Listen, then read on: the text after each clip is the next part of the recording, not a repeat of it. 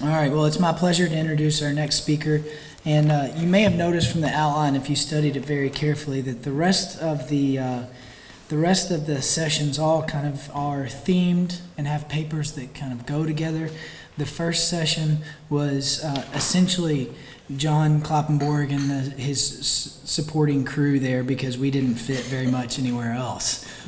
So it's my pleasure now to preside over the Violence and Identity session and introduce our next speaker, Dr. Sarah Rollens, who is Assistant Professor of Religious Studies at Rhodes College. Prior to this, she she worked at the University of Alabama with Russell McCutcheon. She received her PhD from the University of Toronto, where her supervisor was John Kloppenborg, and her dissertation was published by Morsey Beck, Framing Social Criticism and the Jesus Movement, an Ideological Project in the Sayings Gospel Q. Dr. Rollens is also a visiting scholar in the Center for the Social Scientific Study of the Bible this summer, and we welcome her and are grateful for her presentation. Thank you for that introduction.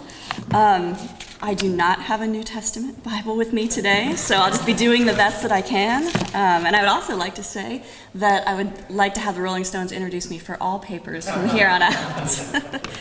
Many thanks also to Chris for the invitation to present here today. This is part of a larger book project on violence that I'm working on, so this is just I don't usually work on Paul, but I am for this book. So I'm getting into some stuff that I'm less comfortable with than the sort of work that I originally did for my doctoral work, which was on Gospels and Q and sort of social history of that. But I'm finding some very interesting things in Paul's letters, so that's what I'm going to be working on here today. Scholars have long emphasized that antique religion should not be conceived along the lines of modern religion, in that ancient religion was not a private, individualized matter that mainly involved the voluntary assent to propositional beliefs. Such a reconfiguring has cleared the way for a stronger consideration of practice, ritual, communal exchange, social conflict, and the like as part of the domain of the religious. These phenomena have been especially intriguing when we can discern a coherent group behind a particular text, an enterprise that I have argued is far more difficult with texts such as Gospels or Apocalypses than with Paul's letters, although they invite their own problems. So once you start with these presuppositions, when examining the hazy lives of urban Christ groups that Paul managed, a question that might reasonably emerge is, what did these groups actually do in terms of practice? In this paper, I would like to suggest that the two main rituals that Paul seems to privilege, which are baptism and communal meals, are often being performed in such a way that his members of his groups do not have a unified experience of them. Therefore, it becomes important for Paul to posit some kind of idealized experience that they can all uniformly share. And I will argue that such an idealized experience is, in fact, a sense of persecution and suffering. So an experience of suffering, alongside contested experiences of being baptized or sharing a meal, becomes an important index in self-understanding as part of Paul's groups. To make this argument, I'll be drawing on some previous work regarding the symbolic value of suffering in early Christian discourse, but I'll also be using some contemporary work on public ritual from political science. Before that, however, I want to outline how disorganized I think the ritual world of early Christ groups was. So, to start, the problem with Pauline rituals or practices. And I should point out here that I'm also not a scholar of ritual studies, but I'm familiar enough with the scholarly conversation to know that early Christian rituals in the first century were diverse and often highly localized.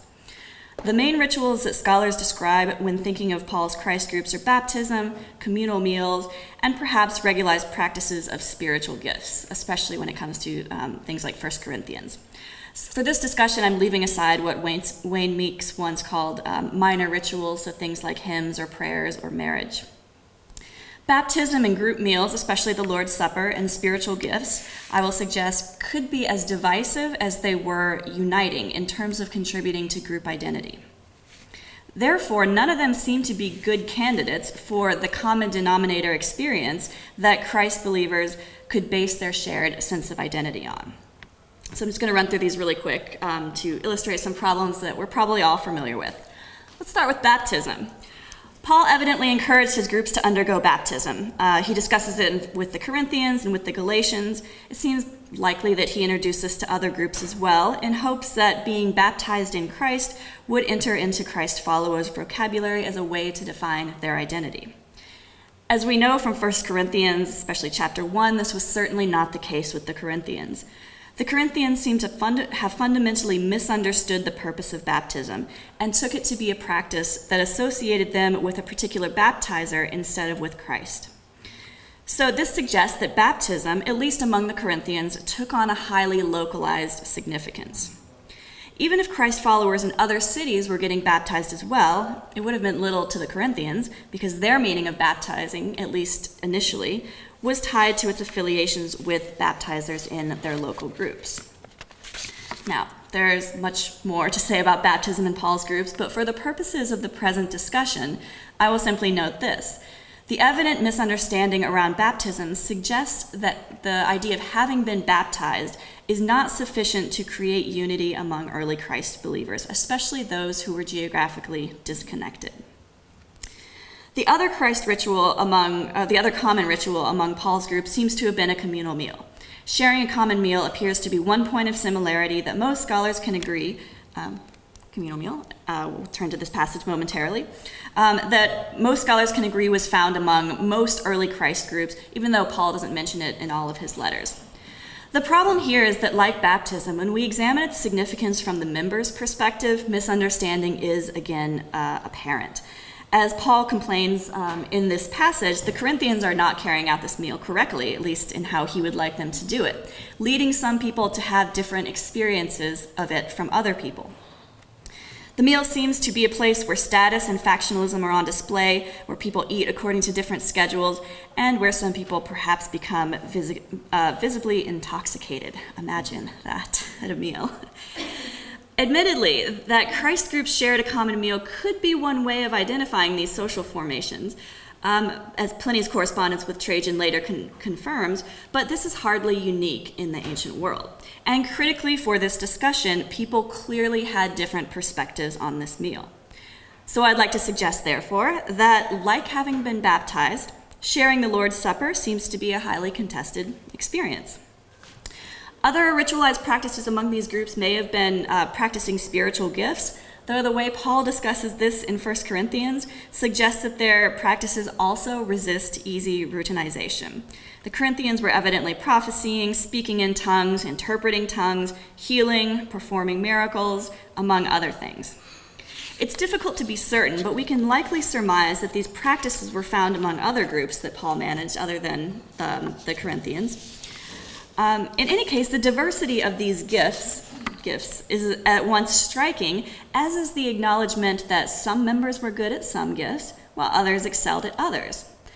Moreover, these gifts appear to have been carried out in a competitive fashion, wherein some members presume that certain gifts were more valuable than others. And so Paul's often at pains to point out that they, like appendages of a body, are all valuable to the group.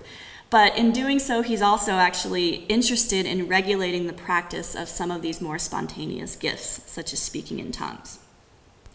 So I want to argue again that spiritual gifts are so contested in this group that we cannot assume that they either acted as a kind of ordinary experience for a Christ follower.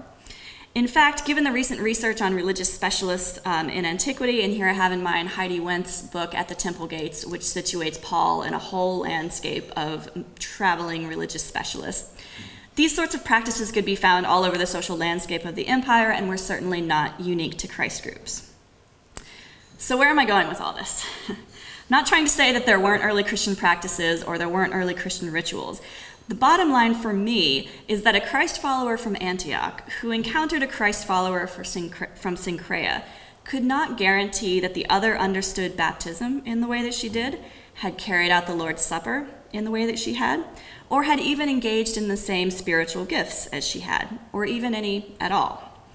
These practices may have been present at various locales in early Christianity, but they did not mean the same thing. And in fact, in Paul's letters, we witness him trying to manage all of these practices among his constituents. At the same time, he was also trying to convince them to interpret their senses of self in social context in a very specific way. This is also a great part of the project in his letters. So this is where my main argument comes in. What could have potentially offered a unifying framework for all of these diverse Christ followers, I think, is with Paul's discursive techniques of the self. They become a kind of stamp that you can put on people who are having a great diversity of experiences. In particular, I will argue that a discourse of persecution, suffering, and hardship can serve to fill the gap left by not sharing a common experience of baptism, meals, or spiritual gifts, or whatever, because it provides a fictive experience. Everyone in the group can make a claim to have shared. And because it's fictive, and I'll come back to what I mean by fictive, it does not need to be subjected to regulation and management like real practices do. So turning now to theorizing a common experience of suffering. So I'm going to talk theory for just a couple minutes here. So some of you hearing the title of my paper, particularly the phrase social currency, might suppose that I'm going to be using Bourdieu's theories of social capital and distinction in order to understand how a discourse of violence contributes to identity formation. And this is a great idea. It's also an idea that has been thoroughly explored by James Kellehofer in his 2010 monograph, Persecution, Persuasion, and Power. He adeptly drew on Bourdieu's work to show how, in different ways, nearly all New Testament authors suggest that experiencing violence generates a kind of symbolic capital that marks one as a true or authentic follower of Jesus. Elizabeth Castelli has also engaged with Bourdieu to analyze the social prestige that early Christians eventually associated with martyrdom in early 2nd and 3rd centuries. And I've been strongly influenced, actually, by all of this work, and it's what I want to build on here today to further talk about the utility of a discourse of violence in early Christianity. So to do so for my discussion today, I will be drawing on some political theory by Michael Suk-Young Che, Rational Ritual, Cultural Coordination, and Common Knowledge, a book that I just happened to run across that was recommended to me by a colleague who works on social networks. Since this book is rather peripheral to the study of antiquity, he's actually interested in modern forms of political action ritual. Political rituals. I'm going to offer a rather thorough overview of his main arguments and of the social actions that he's interested in before turning to how it can help us understand language of violence in the New Testament. And it's, to be clear, it's not going to be a straightforward application of these ideas, but I think it's fine to say I'm inspired by the ideas that he suggests because he is actually more interested in real rituals. And I'm thinking here more of experiences and practices that are discussed in the discursive realm. In Rational Ritual, Che is interested in how public rituals generate what he calls common knowledge. The emergence of common knowledge solves the so-called coordination problem. That is, how people recognize that there is enough buy-in in a particular act of social participation that they want to become involved too. So sociologists have done studies that people are far more likely to become involved in something if they see that other people are doing it as well. Che argues, similar to many biblical scholars who have used social sciences to understand the spread of early Christianity, that it's not simply the content of the message or idea that persuades someone to social action, but it's also the knowledge that others are invested in it too. And in his words, this is a little bit chunky language here, but just to give you a sense of how he writes, he says, knowledge of the message is not enough. What is also required is knowledge of others' knowledge, knowledge of others' knowledge, of others' knowledge, so on. So knowing that other people have also come to the same knowledge as you and regard it in the same way. It's through these deliberate moments of publicity in which audience members come to know what other audience members know that social movements gain adherence. Common knowledge, he also maintains, I'm quoting him again here, depends not only on me knowing that you receive a message, but also on the existence of a shared symbolic system which allows me to know how you understand it. Furthermore, he argues common knowledge is a real resource, what I would call a cultural resource or a social resource, that can have tangible effects on social groups or actors. And it often thrives, and this will be important for my discussion when I turn to Paul, by co-opting a historical precedent to further instantiate the reality of its knowledge. In this sense, as he says, history can help create common knowledge by lending its authority through its successful precedent. And critically, probably the most important quotation that inspired me, common knowledge not only helps groups coordinate, but also to some extent creates groups, collective identities, and imagined communities.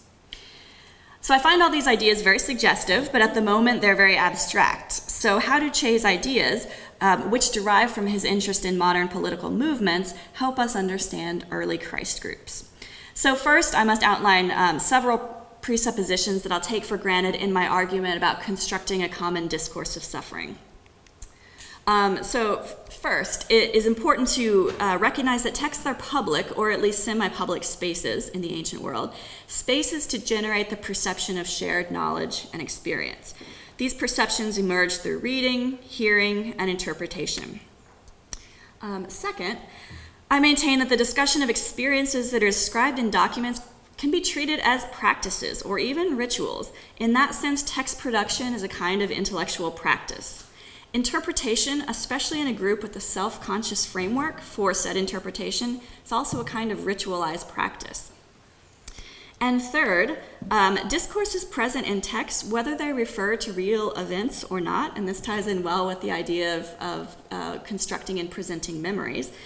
They can be shared among groups as used as communal resources for interpretation. I suggest that many of Paul's letters opt for a rhetoric of experiencing violence in order to produce a common knowledge of such an experience. So before I turn to the textual evidence for the discourse of violence that Paul is trying to impose on his constituents, I just want to briefly make the claim that Paul is in fact deeply interested in producing common knowledge of all sorts among his groups. So in Philemon, for instance, he explicitly states his desire to promote the knowledge of all the good that is ours in Christ.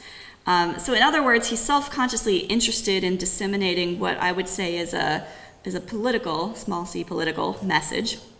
Also, in something like the opening of 1 Thessalonians, he tries to convince the Thessalonians that they should be aware of what other groups know about them, so he's interested in networking his own communities. In 2 Corinthians 8, Paul wants to convince the Corinthians of how exceptionally the Macedonians have responded to his call for the collection for the Jerusalem ecclesia. Much of this language is couched in terms of agonistic rivalry and status competition, of course, but such competition relies on a rather broad social horizon in which his addressees imagine themselves as part of a much larger network.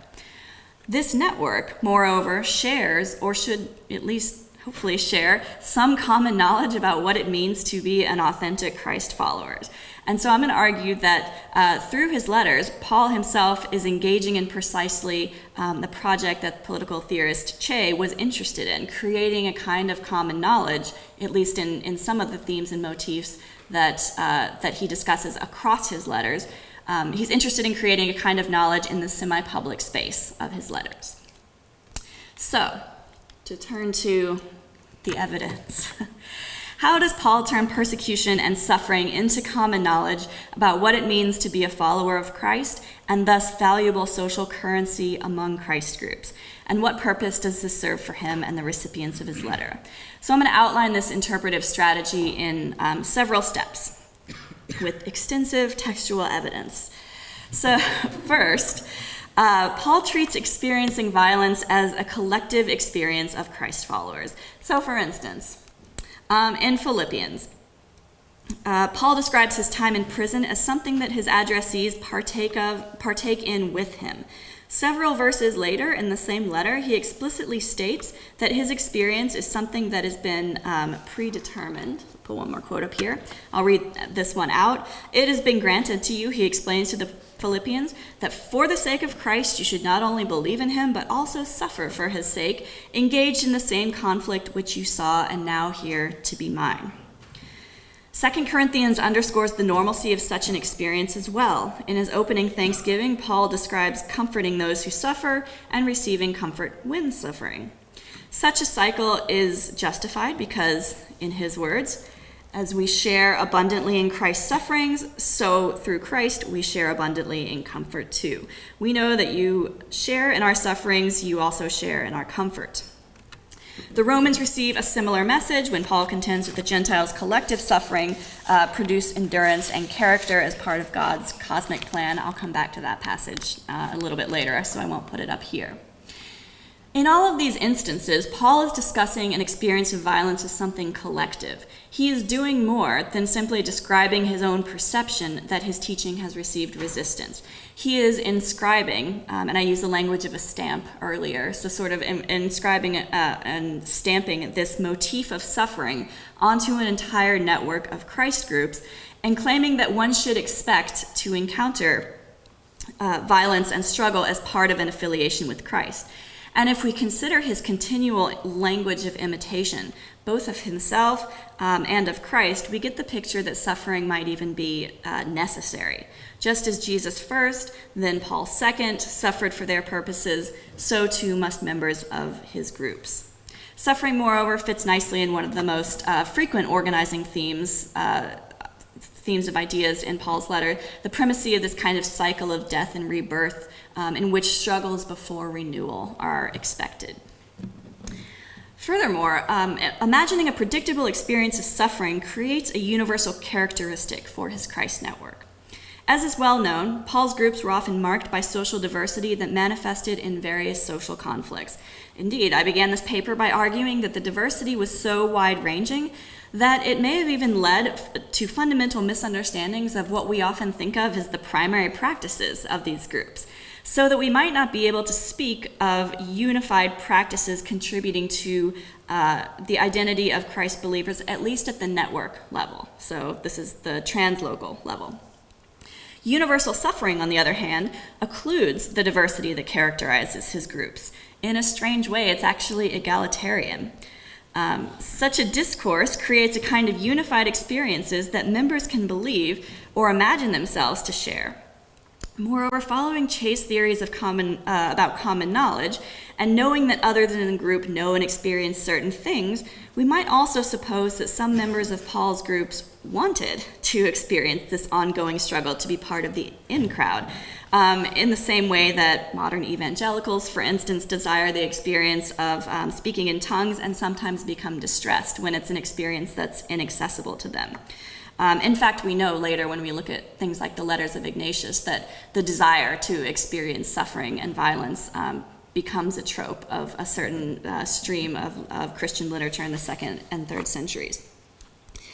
This desire would be heightened, the desire to have this experience, if suffering were portrayed as valuable, which brings me to my second step in Paul's construction of a discourse of suffering.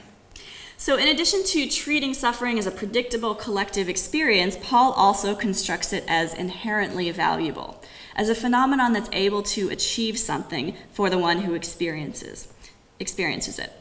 For instance, in the opening of 1 Thessalonians, experiencing violence allows one to imitate Jesus and also become an exemplar for other Christ followers. Having experienced violence against one's body, Paul then explains to the Philippians, can be an opportunity to honor Christ. This is in Philippians 1. I don't have the quote here. In 2 Corinthians, he seems to imply that his own sufferings give him some kind of corporeal connection with Jesus. I'm just going to put this quote up here. It confuses me on many levels, but so he says, "We are afflicted in every way, perplexed, persecuted, struck down, always carrying in the body the death of Jesus, so that the life of Jesus may also be manifest in our bodies.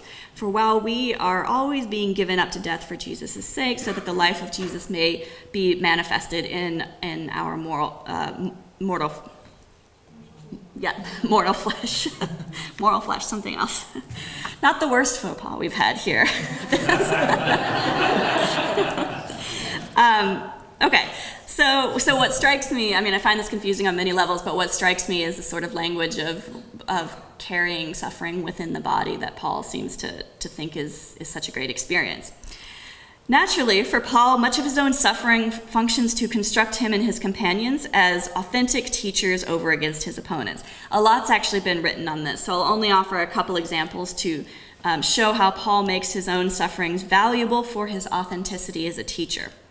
In 2 Corinthians, for instance, he boasts that when he and his companions are reviled, they bless. When they're persecuted, they endure. When they're slandered, they try to conciliate. Again, in 2 Corinthians, he patiently explains to his addressees, as servants of God, we commend ourselves in every way, through great endurance, in afflictions, hardships, calamities, beatings, imprisonments, tumults, labors, watching, and hunger. Then he turns to some positive things. We are treated as impostors, yet we are true.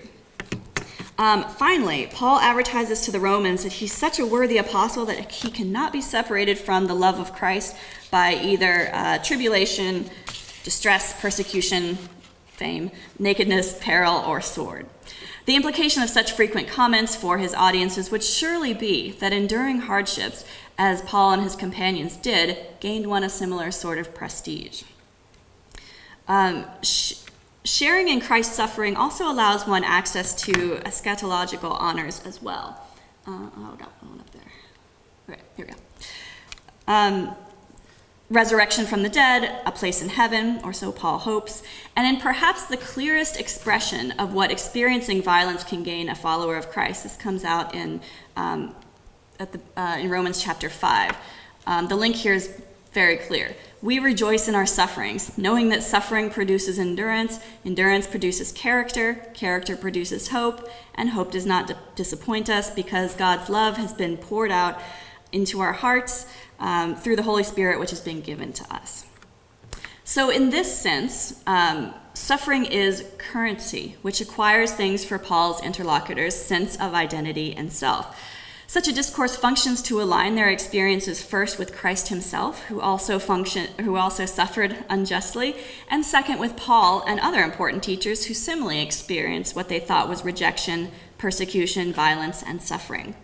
So to understand one's experience as part of a narrative of predictable suffering also helps define oneself as an authentic Christ follower in a world where opponents and different believers were apparently everywhere. And of course, we should not discount the sort of theological import of such a discourse of collective suffering. It earns eschatological honors, namely access to resurrection, heaven, and salvific hope.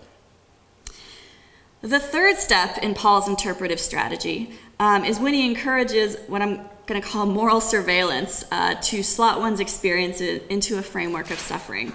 This claim is actually, I'm going to say, fairly tenuous.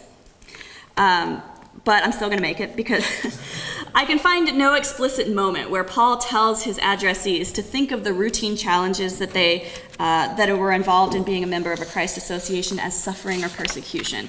But I think that such an experience is implicit.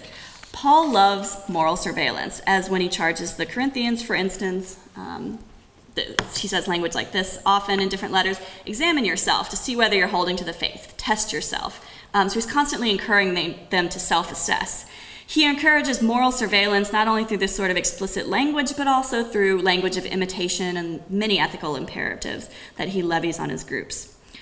I would also argue that through his repeated injunctions to comfort those who are suffering, often using stories from his own travels as illustration, he imposes an interpret framework of violent drama onto his groups. Their identity as part of a Christ group, he encourages them to see, is a part of a constant struggle. Fourth step, final step, promise I'm coming to a close. This struggle, he argues, is more understandable, even tolerable, because it has a historical precedent. The most obvious historical precedent is, of course, Jesus himself, which Paul evokes when he exhorts his readers to be imitators of Christ. He even uses his own former life as a persecutor of followers, persecutor in quotes, because it's not totally clear what Paul actually did, persecutor of Jesus' followers to construct the precedent for suffering. So Paul becomes his own historical precedent in an interesting way. And in Romans, he marshals brief reference to Israel's ongoing rejection and murder of prophets to establish a historical precedent for the rejection that the Christ groups are now suffering. This is very much in passing, but I wanted to pull it out as well. So to pull back and reiterate the steps in this discourse, Paul first defines a collective experience of violence and suffering. Then he brands it as valuable. Then he encourages his interlocutors to place their identities in such a framework, and finally justifies it with historical precedents. And in many ways, this is a kind of brilliant strategy for identity formation. Moreover, by turning it into common knowledge that following Jesus involves suffering, experience hardship, or other violence, I would also argue, and this is just a kind of suggestion or perhaps insight I want to sort of end on, that such intellectual work democratizes the possible experiences and practices in early Christ groups. Baptism and meals may have been democratic, and by this I mean accessible to anybody, because everybody in the group could take part in them. However, as shown at the outset, both communal meals and baptism seem to have involved a similar problem. Paul's interlocutors were not on the same page about what these activities meant or how they should be carried out. Spiritual gifts were even worse. The idea of to have suffered, on the other hand, was an experience that all individuals in the group could make a claim to. Indeed, persecution is an interpretive frame that Paul encourages them to put on their experiences. And because it is fictive for most people, and here I'm thinking most people in Paul's time were not actively persecuted. When they use language of persecution, they're probably writing all kinds of local social conflicts, challenges, mocking, harassment. They're using language, persecution language, to talk about that sort of thing. So because it's fictive, Paul does not have to engage in so much regulating to monitor the experiences people are actually claiming as suffering. Participating in a discourse of hardship or suffering because of one's affiliation with a Christ group thus becomes, I want to suggest, a more unifying practice than baptism or communal eating. So to my very brief conclusion. To reiterate, I have suggested that a discourse of experiencing violence constructed as a field of common knowledge among early Christ groups can act as a basis of shared experience, even fictive experience. This contributed to a sense of identity formation among Paul's groups, and again, translocal groups. We're not at the local level here.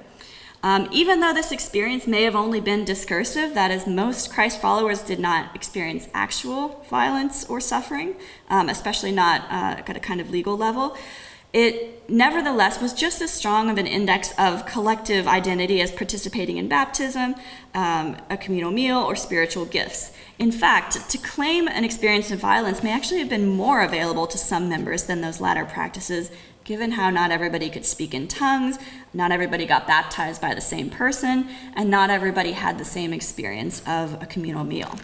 Everyone, however, could claim to have suffered for Christ, and no one can prove otherwise. Thank you.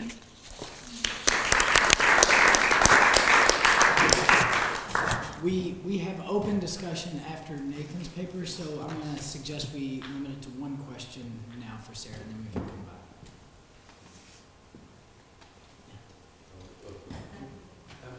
Thank you very much, and I'll try and be fairly brief. In one sense, this is where my thoughts were going as I was listening to you, and it may or may not end up in a helpful sort of question, but I hope it might. I suppose I was thinking particularly about the distinction between violence and suffering, which in a way come together in your paper, but yes. that you know, I might have a terrible headache at the moment. I mean, I don't, but I might be suffering without any sense of violence being true to that.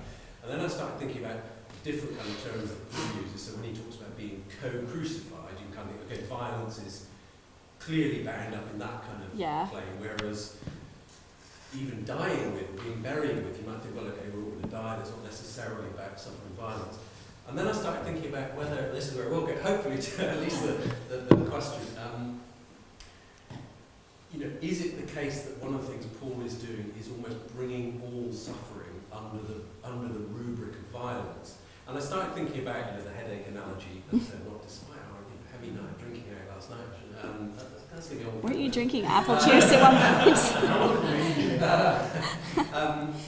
Yeah, so I don't have it. You know, all the discussion about Paul's thorn in the flesh, and, you know, was this migraine or epilepsy or goodness knows what, and we don't know. Yeah. But I was thinking, then I got struck with this little phrase in 2 Corinthians 12, hiname kolafitse, in order to kind of buffet me or bash me or hit me. So in a way, whatever this thorn in the flesh was, it's brought under the rubric of being violently treated. And that maybe one of the things, you know, violence and suffering aren't to be equated, but that maybe one of the things Paul does is even what might be quite everyday experiences of suffering are brought under a kind of rubric of suffering violence. Now, so that's where, which I didn't quite manage to turn into a question, but I just No, that's wondered interesting. whether It's interesting or it's kind of a chicken and an egg question, right? Like did he think he experienced violence and therefore he imposed that on his experiences, or did he have a framework and then try to fit things into it? Or is he just sort of using the language from the story of Christ that he knows and trying to make that fit into his life in different ways? I mean, yeah, I think that's a really helpful way to think about how, because that fits well with the idea of making it valuable.